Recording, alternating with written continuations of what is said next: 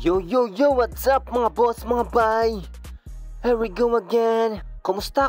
Sana all goods lang kayo dyan mga boss, mga bay. Unit for today, Yamaha Aerox 155. Brand new nga pala yung unit natin today mga boss, mga bay. Kaso nga lang itong brand new na to ay malagkit po ito. Ito talagang pinakaaya ko mga boss, mga bay, ano? Yung tipong brand new pero ang bilis makaalikabok tapos malagkit pa. Bakit po kasi gumagamit po kayo ng mga oil beads, hindi naman po dapat yan eh. So kung napapansin nyo mga boss, mga bay, yung fairings niya po sa gilid yung glossy po ay maraming gasgas po, ano. At eto po yun mga boss, mga bay. Ayan po, may nakadikit po na adhesive lang po, ayan. Pero nailawan ko po, marami po talagang gasgas mga boss. Hindi lang po talaga brand new. At yan po talaga issue ng brand new mga boss. Talagang malagkit lang po. Kung titingnan po, ang kintab po. Pero pag nailawan nyo po yung mga brand new ngayon, ang dami na pong mga swirl mga boss.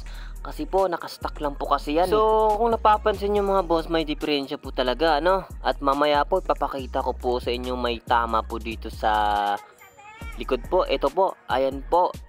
Dapat po kasi may video tayong ganito mga boss, mga bay, para hindi po tayo sisihin ng mga owner mga boss, mga bay. Kaya bago ko po galawin yung unit mga boss, binibidyoan ko muna mga boss para hindi po tayo sisihin ng mga may-ari nito, ano. So tinanggal ko na po yung tapaludo mga boss, mga bay, para malinis po natin yung ilalim nito. Kahit brand new po ay trabaho pa rin natin na malinisan ng maayos to. So ang package natin for today mga boss, mga bay, ay 3 layer ceramic coating, ano, at with helmet na po, ayan. Ang kaso lang mga boss, mga bay, ay yung helmet po ay nakalimutan ko po.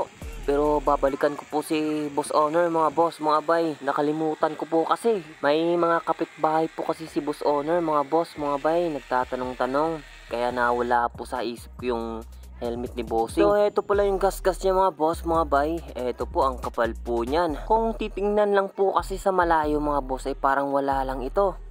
Pero nailawan ko po ng gamit cellphone lang mga boss, pero nakita na agad ang swirl nito. So yung ibang fairings mga boss, mga bay, ay hindi po pwedeng i-vac po natin yan o i-polish mga boss, kasi yung pagkamat niya mga boss ay hindi pwedeng i-buff, ano. So ito pala yung visor niya mga boss, yung in-intro natin sa video natin today. At ito po yung gasgas niya mga boss. Grabe ang kapal mga boss, mga bay, ano. So tapos na nga pala tayo mag-polish mga boss, or nag-correct po ng mga gasgas. Tinatanggal ko na po yung detailing tip para makapagsimula na po tayo sa ceramic coating natin.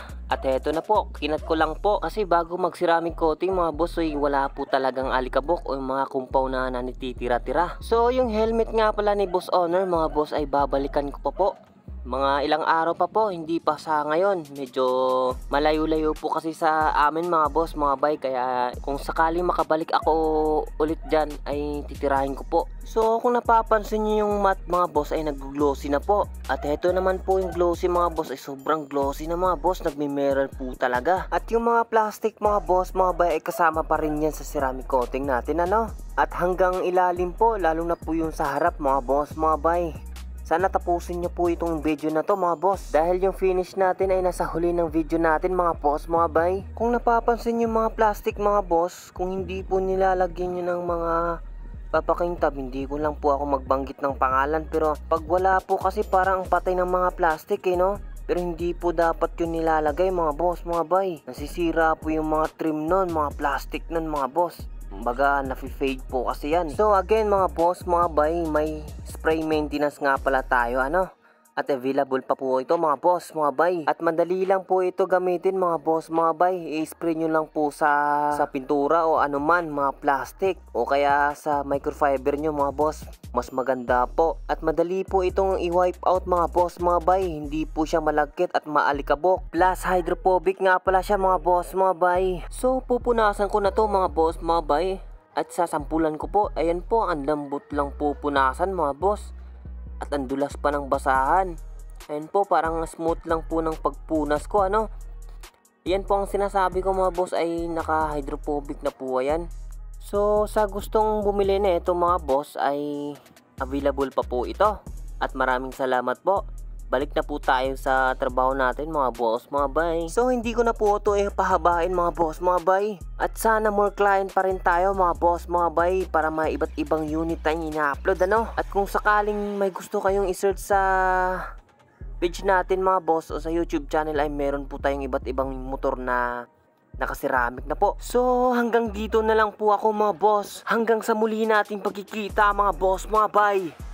Maraming salamat po.